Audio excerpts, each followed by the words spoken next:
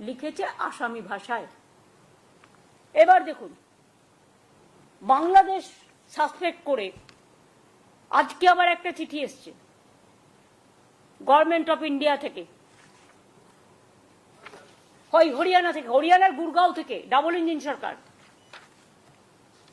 সেখানে অনেকগুলো নাম দিয়ে বলা হচ্ছে, in all district Kolkata district collector মানে ডিএমদের কাছে, মালদা জেলা, দক্ষিণ দিনাজপুর জেলা, উত্তর দিনাজপুর জেলা, নদিয়া জেলা, মুর্শিদাবাদ জেলা, কুচবিহার জেলা, উত্তর 24 পরগনা জেলা এবং অল এসপিকেও বলা হয়েছে যে এই নামগুলো সব ভেরিফাই করে ইমিডিয়েট আমাদের জানাও এমএইচ এর গাইডলাইন্স অনুযায়ী।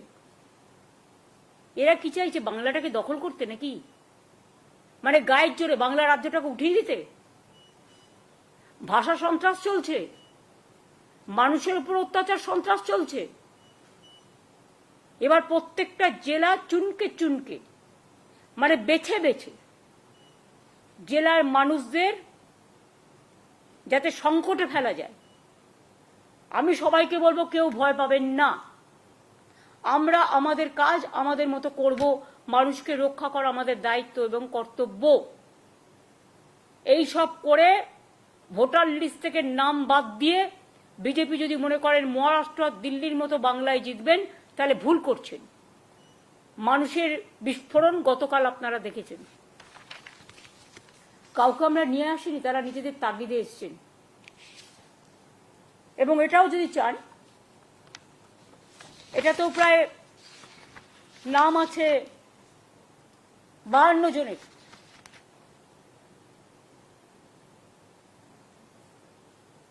এটা যেহেতু সিক্রেট লেটার আপনাদের আমি দিচ্ছি না, কিন্তু আপনারা যদি দেখতে চান লিস্টটা আমি দেখিয়ে দিতে পারি, আমার কোনো প্রবলেম নেই।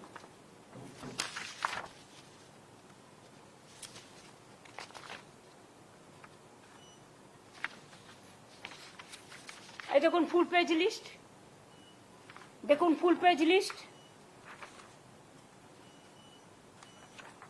দেখুন ফুল পেজ লিস্ট।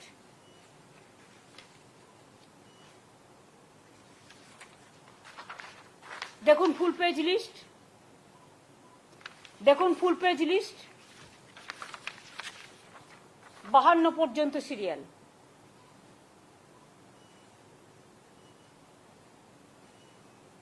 এই যে জেলাগুলো বললাম, সেই জেলাগুলো সব ইনভলভ আছে।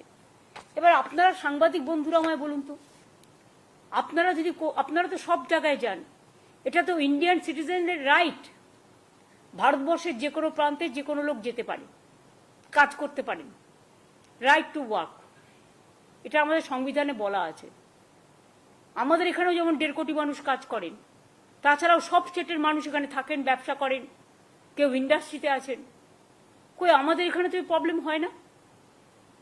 তাহলে আমাদের রাজ্যের লোক যদি কোথাও কাজ করে, তাহলে বিজেপির প্রবলেমটা কোথায়? আর তারা যে নিজে থেকে গেছে তো তা নয়, তাদের স্কিল আছে বলে, ট্যালেন্ট আছে বলেই নিয়ে গেছে। গুজরাটের মানুষদের যখন 2টো প্লেনে করে শিকলবন্দি করে নিয়ে আসা হলো, এটা গুজরাটের মানুষকে অপমান করা নয়, তার অস্মিতাকে অসম্মান করা নয়? তেমনি মনে রাখবেন, গুরগাঁওয়ে যাদের রেখে দিয়েছেন ডিটেনশন ক্যাম্পে বা জেল তৈরি করে, আসামে যাদের রেখে দিয়েছেন, উড়িষ্যায় যাদের রাখছেন, ছত্তিশগড়ে যারা রাখছেন, মধ্যপ্রদেশে যাদের রাখছেন, রাজস্থানে যাদের রাখছেন, দিল্লিতে যাদের রাখছেন, মনে রাখবেন, আমি জানি না কারায় বুদ্ধি দিচ্ছেন,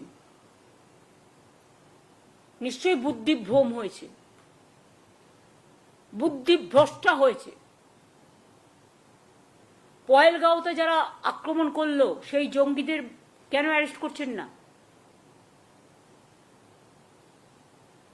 মণিপুরে যে তাণ্ডব আজও চলছে, আসামের মুখ্যমন্ত্রী মহাশয়, আপনাকে সম্মান জানিয়েই বলছি, আপনি মণিপুর তো কন্ট্রোল করতে পারলেন না, আপনি নাকি নর্থ ইস্টার্নের দায়িত্বে।